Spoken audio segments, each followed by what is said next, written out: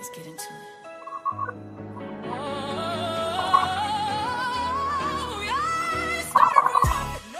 Now I charge per breath. I was overlooked. Now I'm booked past death. Had tables turned. I flipped the room. Now they whisper my name like I'm bad juju. I birthed trends they try to mimic. Did it solo, ain't no gimmick. They took notes while throwing shade. Now they pressed and I got paid. I'm not one of them. I'm one of one. Trying to match my glow. Baby, you're outdone. I'm made for big. Now basic. Made for thrones, not fake shit. I don't chase, I check. I don't follow, I flex. I'm made for bigger things. Tell the room I said what I said. Big body blessings, big boss moves. Try me and end up a lesson. They talk about me in rooms I don't enter. I haunt them like regret, make them bitter in the center. I'm that girl, the headline in the smoke. They playing in mirrors, I'm shattering yoga. All right, everyone.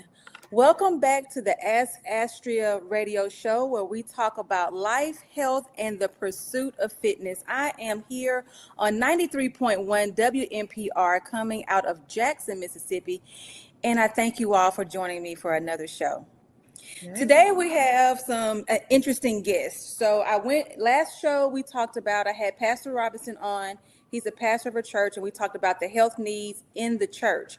And we talked about creating a church health assessment. And I want everyone to know that the church health assessment is complete. It is on my website, askastria.com. You can download it. If you need assistance with implementing this church health needs assessment, then you can always book a consultation with me. The consultation will be free, and we can talk about how to get your health assessment in your congregation, figure out what health challenges you need to be addressing in your community. And I thank Pastor Robinson for assisting me with getting that together. And today, guys, we have Miss Shavonne Burnett-Doyle out of Oxford, Mississippi. Am I correct? Is that correct? Yes, out of Oxford. Hello. Thanks Hello. for having me. Yes, thank you so much for joining me. Now, everybody, Shavonne is a client of mine. Can I say that, Shavonne? Is that okay? I already said it. I said it already.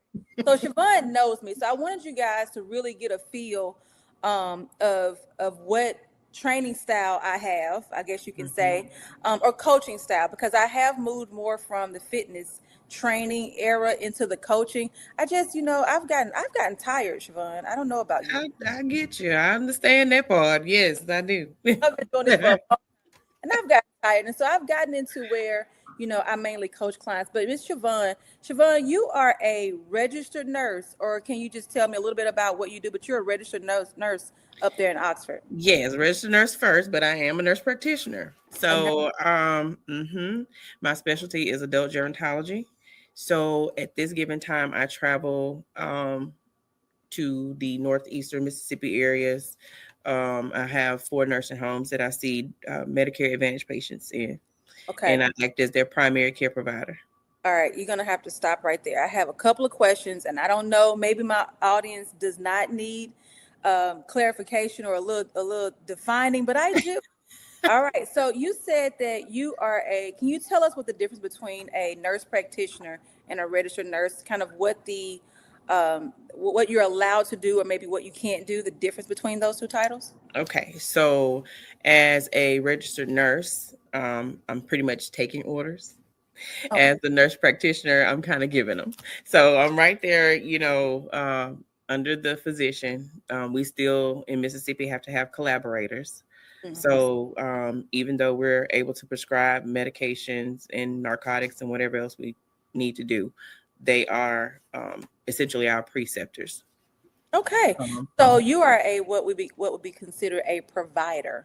I am a provider. Yes. And you say you work in gerontology? Did you say? So the geriatric community. It was a happy accident, working with the elderly population, but I would not change it for the world. They have become my new babies. I love it. Yes. So you deal with a lot of health concerns. When it comes to aging, I would even think that you would really be able to kind of be able to foresee somewhere some younger people, I'm going to say my age, look, younger people. I'm going to put myself in the younger people category. Kind of Absolutely. be able to give us some examples of signs and symptoms of some health challenges that might be forthcoming.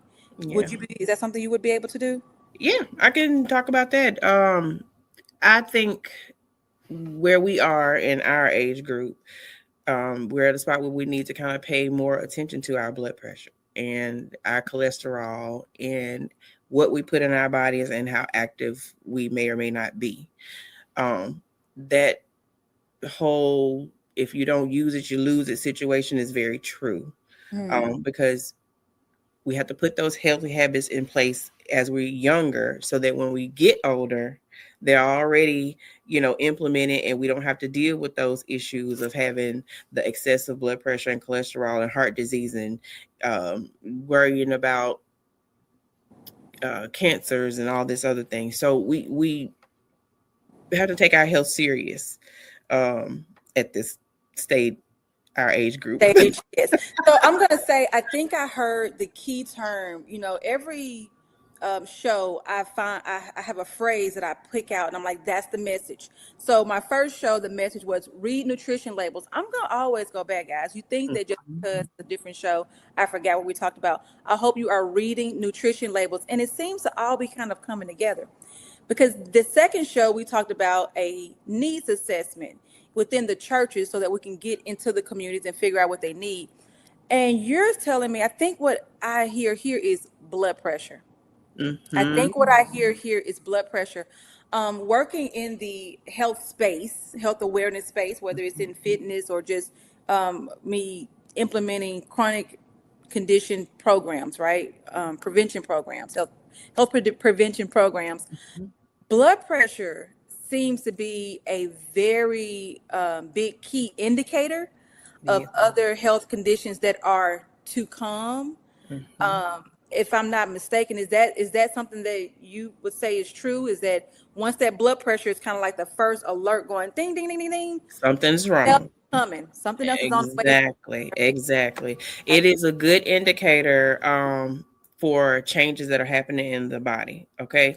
When you look at blood pressure in a person's history, whether it's familial or their own personal history, that plays a key in how you need to treat them.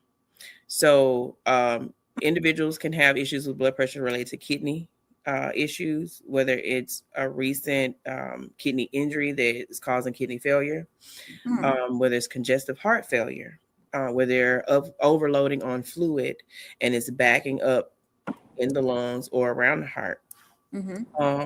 So blood pressure is a good indicator for stroke.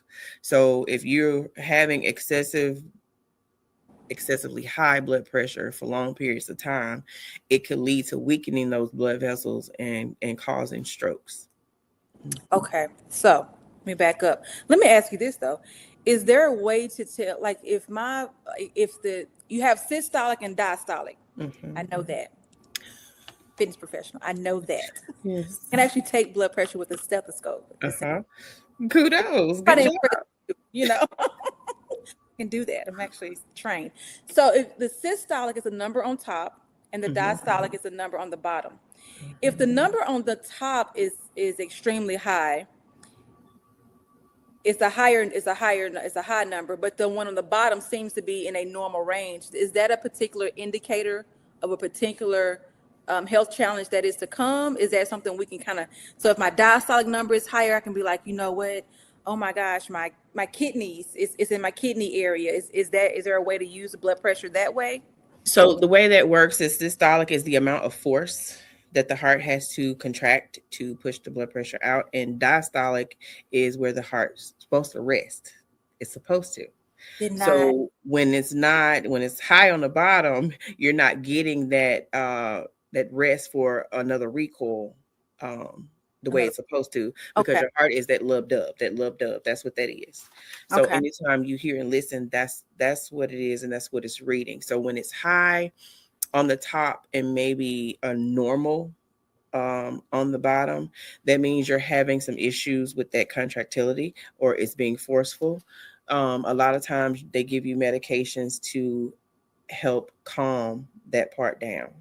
And that's what helps get that blood pressure back to normal and stable. Or if diastolic is high and the systolic is somewhat normal, then you can have medications that allow for rest and recovery for the diastolic part. So it gives you a range and a reading. That's what that does. I'm glad you said that. So, because I did not know that. Oh my God. Or maybe I did. I was supposed to, but I skipped that one on the test. You get about two that you can Yeah, of course. you'll pass the test. Of That's course. been one of those questions. So let me ask you this then.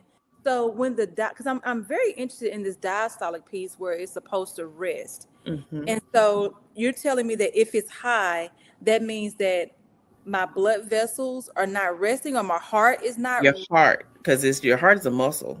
So Mhm. just like you work out your arms, your legs, the more activity you have is putting work on that heart as well. Right. So, those workouts or those high blood pressures for extended period of time can create what they call thickening of the heart muscle. Yes. And that's the part that becomes an issue because now it really doesn't have enough elasticity for the lub dub. And that's what creates such a problem.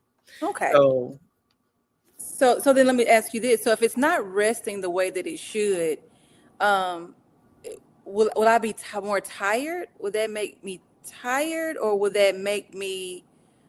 I mean, kind of tell me what are some signs and symptoms that I would physically feel if my heart is not resting the way it should when it's pumping blood? over time, you can have fatigue, Okay. shortness of breath, Mm-hmm. um, dizziness.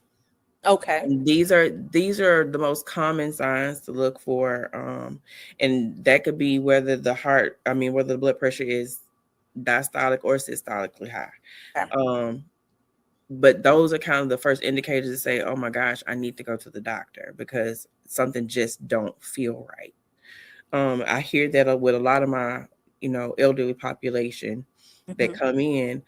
All I did was bend over and stand up, and I got dizzy, or Wow. I just been so tired. I just walked from the house to the mailbox and back, and it might not be any more than 4 or 5 feet. Let's just say I'm just throwing a number out there, but they get easily fatigued and tired and short of breath during that time. So that kind of helps you deep dive into what else could be going on.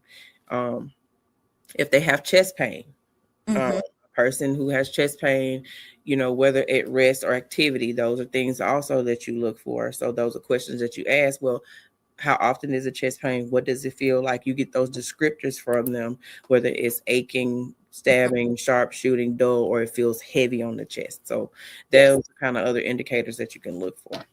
So when I ask those questions during the consultation, I just really know that if they check off these boxes and they're experiencing these things, then I need to send you to get a checkup with your physician and to inform them that you are increasing your daily physical activity and Mhm. make sure that they let me know that that is okay. That is okay. Correct. So, and I do check blood pressure before my client has their first session with me.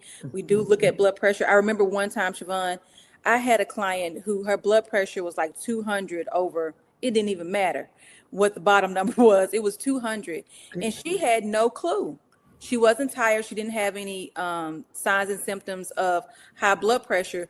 And I told her, I said, I can't let you work out today with your blood Mhm. pressure being that high. So can you tell us that, because we know that physical activity, so now we kind of dwindling over in that physical activity, the Yeah. pursuit of fitness. Um, if your blood pressure is too high, and we know that physical activity increases your blood pressure, right? Mhm. It Mhm. makes your blood pressure go up a little bit. Then tell me what can happen if someone is working out and have high blood pressure and don't know it. What are some dangers of that? The blood pressure exceeding Hmm. over what she's already, you Right. know, What can going through, blood and chest pain. So that in a way, that they'll end up developing, or could, let me say that, develop chest pain. Again, that's that dizziness and blacking out. pressure? You don't want to put that much pressure on your blood vessels, because obviously with her blood pressure being so high, already before she even starts a workout, that could lead to a weakening in some spaces. It's And then passing out and fainting in the gym yes. while you're working out. So, guys, I'm telling you. So, one thing that if you see a health fair, you have an opportunity to get your blood pressure checked. Get your blood pressure checked. Get your blood pressure checked. Go ahead. And just to add to that, we do know that healthy eating and exercise help contribute to lowering blood pressure as well. Let me just say that because I don't want it to think that, oh, I got high blood pressure, I can't do anything. It's modification of those exercises then becomes the key. Yes. So treatment with your doctor first, because we do want to get those numbers down to a manageable number. Mm-hmm. Once that happens, a lot of people can come off of blood pressure medicine. And they do, Shavonne. I've had a Mhm. lot of clients that have come off of. That's what I was excited to talk about. That next is, I have had a lot of clients that come off of blood pressure medication, diabetes medication, and also when you go and do that, what that helps us fitness professionals understand is what type of exercises you need to be doing and what your goals really need to be. Because a lot of times, Shavonne, y'all want a 6-pack in 2 months. And I'm just like, can we work on your blood pressure first? Like, can we get to that part? So let's talk about some things. Let's talk about your fitness journey. Let's Okay. let's go over to there really quick, and then we're going to talk about the exercises that you need to do in order to lower blood pressure. But let's talk about your personal fitness journey. Why did you choose? And that's one of the questions that I asked. Why did you choose to work with the exercise professional at the time that you did? Because nothing I was doing was working. And Uh, help explain that. when I say that, because I tried the fasting, eating once a day situation, and I really think I just threw my body into starvation mode Mm-hmm. because I wasn't probably doing it right. You Mm-hmm. know, I tried to eat within a certain window and then cut off at a certain time, but it just was not falling off. At my highest point, I had reached 270 pounds, Mm-hmm. which has been my heaviest ever in life. And a lot of it too played a part because I wasn't as active. Mm-hmm. So I was not eating, but I wasn't moving and doing the exercises. My job now requires me in the car 3 to 4 hours a day. And so the last thing was on my mind was getting up and going to the park and taking a walk. Let me ask you this. I'm gonna stop you right there. Because I want this to come from, because people, they hear us as professionals, but I think it's a good thing for what we say to be backed up with real life situations with those who are struggling with the same things. So we're going to go to the not being physically active. I have clients that come to me and they say, listen, I walk around at work, because I'm sure with you working in your field as a nurse, whether it's a registered nurse, nurse practitioner, CNA, a MA, or whatever that is, you are walking. You're required to do some walking, right? Mhm. People think that that is enough physical activity. And it's not, because the whole idea behind the exercise is for it to be intentional. Although we're at work and we're on, Say it one more time for the people. it has to What? be intentional. Intentional.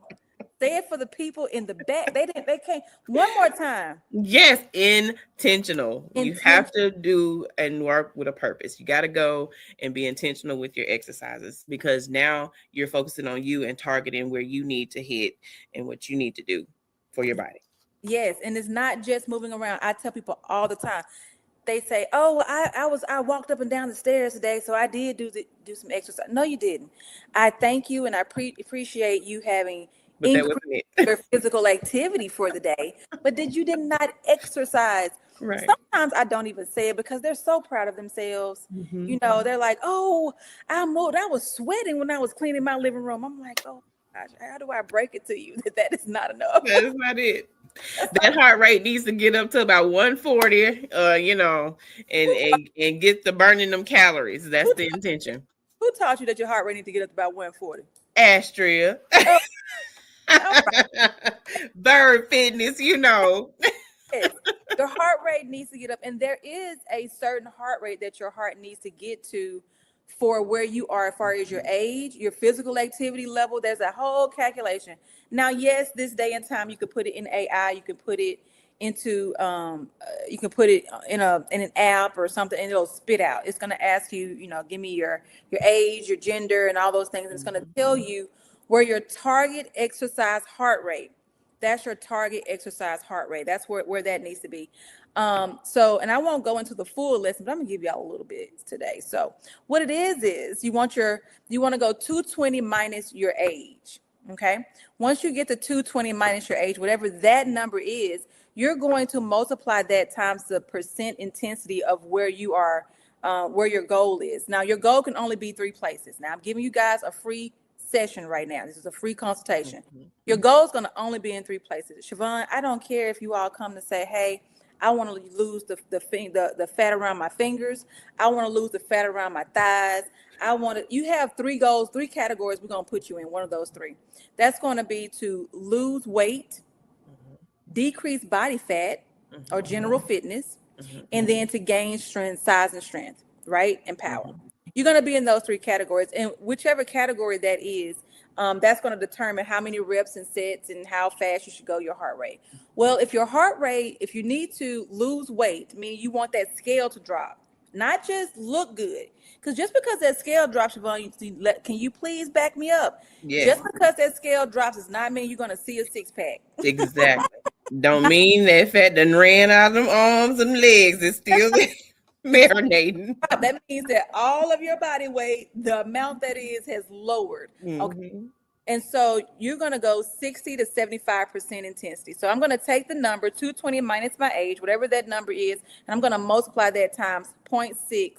And then I'm also going to multiply that times 0.75. And that's going to give me my exercise range, my target range. And I'm going to try to keep my heart rate within that zone. So that's something, if you guys might have to go back and listen to this again, to write that down. And you can look it up just to confirm that I am correct. And there are other formulas out there, but that's the easiest formula that I try to teach the general population. So moving on from that, Shavonne. So let's get back to your journey. So it's not that easy. No. Right? Even if you're just trying to lower your blood pressure, I know that cardio does it. So just so everyone knows, if you're looking to lower your blood pressure, focus on cardio. Because when you start to focus on weight, now you know that muscle she was talking about, how your heart can get thickened. Depending on what you're doing, you can cause thickening of your heart walls. And so I tell everyone, go to the doctor, get your general wellness check, go to a professional trainer. You need one that is certified with a certification to treat chronic disease or to train someone who has chronic conditions. And then I want you guys to really look at what you need to focus on so you can know, and because it is about steps, because this is a journey. So Shavonne, can you kind of give us a little bit of what were some of the challenges when you started your fitness journey? The challenges, bulking up on my water. Why was water so hard? I want to ask you that question. Why is it so hard? For me, my water needs to have ice in it, be super cold. It has a weird taste in some areas, and that's not my home. It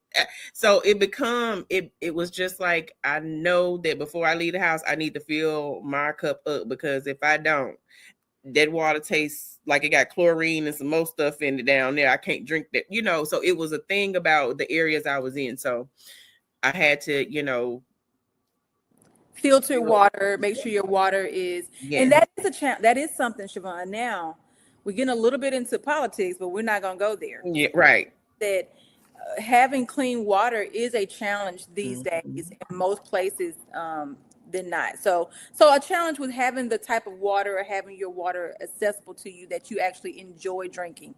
Correct. That was it. All and right. Then dietary changes that would fit lifestyle. And I say that because I do have children here.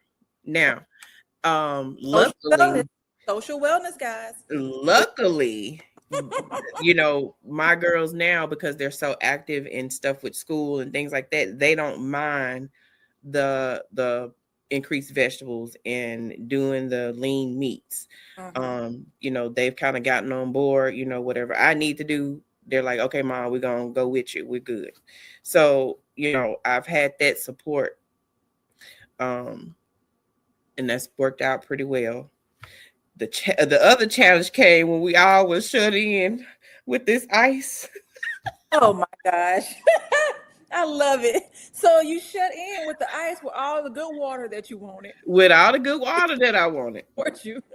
And But then the healthy food. So tell me what the real challenge was. because everything in my house is electric, and so we didn't have a stove, and so I was cooking on a grill, and then I had to make my fireplace a makeshift cooking station. So a lot of my healthy foods, when it came to that, it was kind of whatever was available. Mm-hmm. And I will admit that during that time, I gained 8 pounds. I'm good. I didn't ask you all that, Shavonne. I know, I'm sorry, but I had to put it out there. But I'm on the drive. But I've lost 3 of those 8 already now. So okay. I wasn't gonna ask you to tell your business, but you shared with us. Yeah, I'm good. I shared it with you because I'm good. So now but move forward. Now that we got it out. Yeah, you Mm-hmm. got to get it out, guys. You got to get it out. So the things that, from what I'm hearing, your biggest challenge was really just being able to have access to what you need. What I needed. Big challenge as far as just staying on your journey, because you've been doing very well. I'm very proud of you. I want you to know that. And people don't understand, it's about the small challenges. I mean, the small victories. Yep. I had a client message me yesterday. I checked in on him, and so he was telling me that he wasn't doing what he said he was going to do this week. He didn't go walking like he said. And I was like, okay, well, let's see how let's see if we can cut that down to smaller bites. He said, but he did go to the doctor, and the doctor is cutting his medication dosage in half. I was like, well, look at that. If we don't want that, we don't want nothing. Right. Because the goal is come off of them completely. Let's do it. Right. Yeah. You might not get that 6-pack you're looking for within 60 days, but you just might come off this blood pressure medication before the year is out. And that's a first step. So people don't understand that when you do go get those screenings, you go get your wellness screenings, go to the doctor, get your blood pressure checked, and getting a wellness screening, because then we're rolling into who has access to insurance, right, and who does not, and how can you do it. Shavonne, is there an easy way as a medical professional that you can tell someone to go and get their blood pressure checked? Let's say that they don't have insurance, or they don't, maybe distance in geography, because sometimes people don't stay close to the doctor. They don't have transportation, and there's no public transportation. So where can they go in their city or close by? Usually health departments, if you had a health department available, they are willing to do screenings and check, and especially for those who don't have insurance, because I think even with a visit at the health department, and it could have gone up by now, but it was about $10. So that's one place you could go.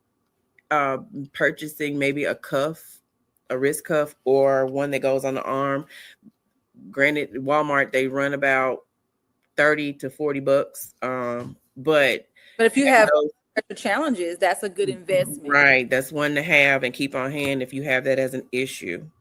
Do you have any insurance programs that may give a free blood pressure cuff, or may be able to any programs out there or somewhere they can go for free to get their blood pressure checked? American Heart Association. Okay. It's a website. You can go to the American Heart Association.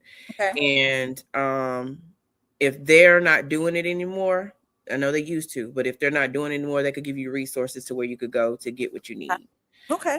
It could be a voucher, but they could give you resources to go get what you need. But for people with blood pressure issues, American Heart Association, and then people with American Diabetic Association, they will send you diabetic supplies. So those are So what I'm going to do, Shavonne, I am going to put these things down on my website as a resource. I'm going to make sure that I put on there that the heart rate range, for the blood pressure range that's healthy. I'm going to make sure that I put on on the list, American Heart Association, American Diabetes Association. Mhm. And I'm also going to put the formula to be able to find your heart rate, your target exercise heart rate zone on the website and the Will webpage do. under this episode as a resource. So thank you so much, Shavonne Burnett-Doyle, for coming on, sharing your story, for sharing the information to helping people be healthier.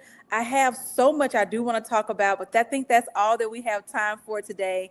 Maybe we'll be able to do a part 2 of this again, because I really want to go deep into just some ailments in the area of where you are, because I know that there are a lot of seniors that might have questions. So I'm going to see if people have questions and see if we can bring those back up. I thank you so much, Shavonne, for joining us You are today. so welcome, and thanks for having me. No problem. Thank you, guys. See you guys next time. Let's get into it.